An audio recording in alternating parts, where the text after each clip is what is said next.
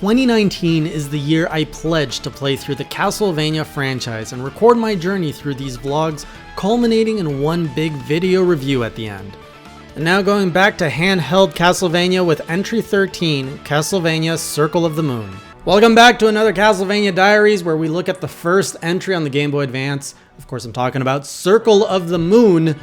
Man, I was looking forward to getting into this library of the Game Boy Advance because they're all Metroidvanias, one of my favorite genres, and after playing Symphony of the Night, I couldn't wait to get back to the Metroidvania genre of Castlevania, and then I had to go trudge through the Castlevania 64 garbage.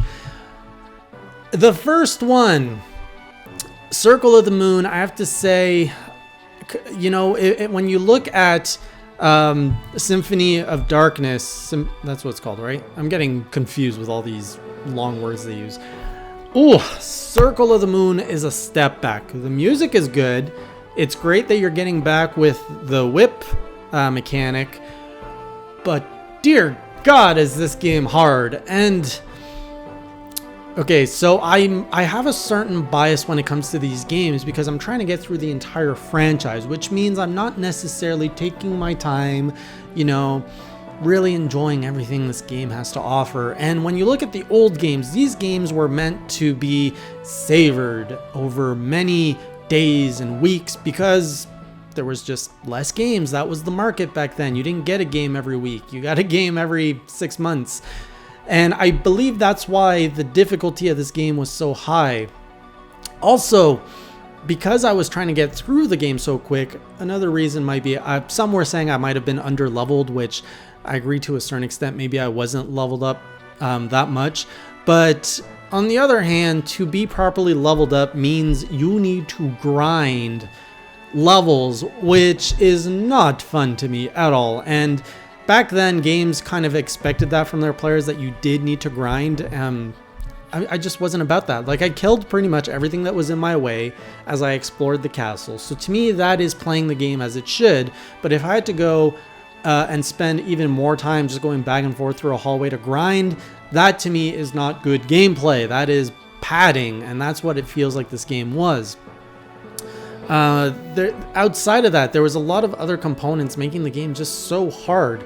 So, for example, when you would beat a boss, oftentimes the save room was pretty far away from a boss fight, which means you had to go through a decent amount of the game and enemies with a good amount of health, take on the boss, have a good amount of health after that, because once you finish the boss, it doesn't heal you. You have to trek all the way back to the save room and heal, which I was fine because I had save states to help me. But if I did not have save states, this would have been a ridiculously unfair, unfun experience to play through. And I hear you Castlevania hardcores rolling your eyes, being like, hey Jay, you're just shitty at these games. Your save state. I don't care. I don't care what you think. In my experience, getting into this franchise at this point in time, 2019, that's just not fun. Grinding's not fun. Having to go through all of that and expecting me to have good health, just not fun. Now, there's another component to this game, which is very unique to this game, which is the magic and card system. And what that is you have 20 cards, I believe, in total. And you can mix and match, so you have one row of 10 cards, one row of 10 cards, and you can pick one. You can basically pick two, one from each row, and mix it to have a very unique spell. Some of it is like putting a fire spell on your whip. Another one is having fireballs going around you. Some of it is having like poison mushroom around you. One of them is summoning a thunderbird, which I like that one. I used it a lot.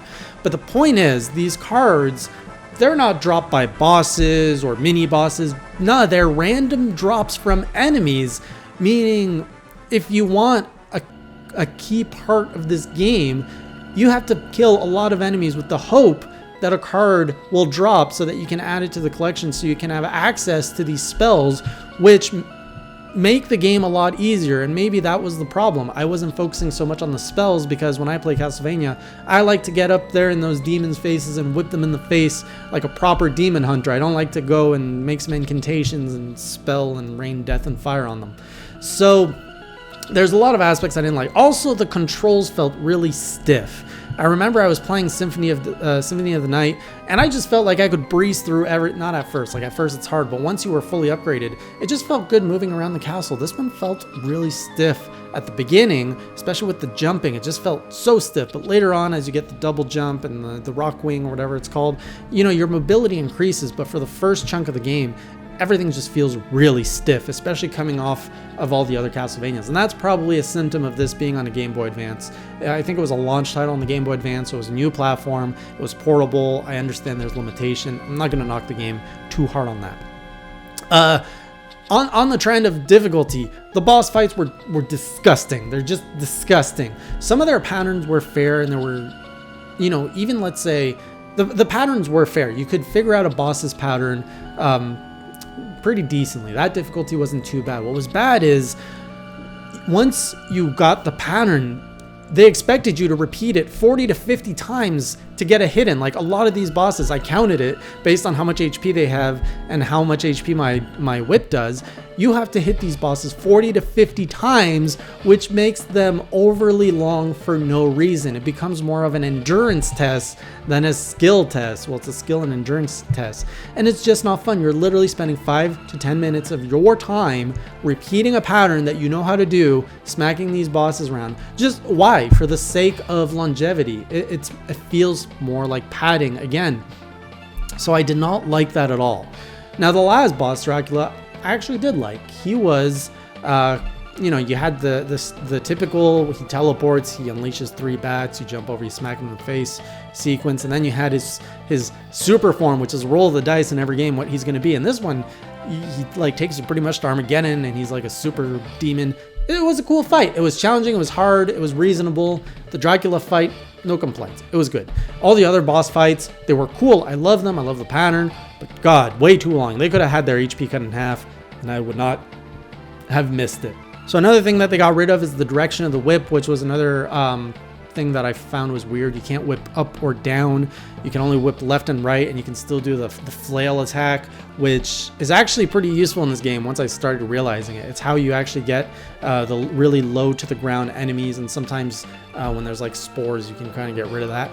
So you actually do need to use the flail, whereas in like Super Castlevania 4, I felt like I didn't need it. So props to them for making me use it there. What else did I like about this? Yeah, the long hallways. So going back to the difficulty of this game, they did a good job in laying out the castle, and everything kind of felt like a good Metroidvania. You know, you explore, you find a boss, you beat the boss, you get an upgrade, the upgrade lets you explore more, and it kind of organically lets you go through the whole castle in a reasonable amount of time. All of that's great, but there are so many segments where you just get a long hallway, and they just place maybe the same enemy 4 to 5, 6 times back to back. And these enemies take anywhere from 5 to 6 whips. So you run a bit, you go bam, bam, bam, bam, bam, bam, you kill them, you take 3 more steps. It's the same enemy, bam, bam, bam, bam, bam, okay? Walk more, bam. It's padding. It's not fun to repeatedly kill the same enemy in this long trench. And it's not bad if you do that in one trench, you know, a very long hallway. It becomes the hallway that, you know, I never noticed this in Symphony of the Night. I never noticed anything like this. Maybe it was like that, but I don't recall it. But in this one, it was so obvious that they just set up these it was lazy game design. It's just long hallways with the same enemies, and you just got to grind through it.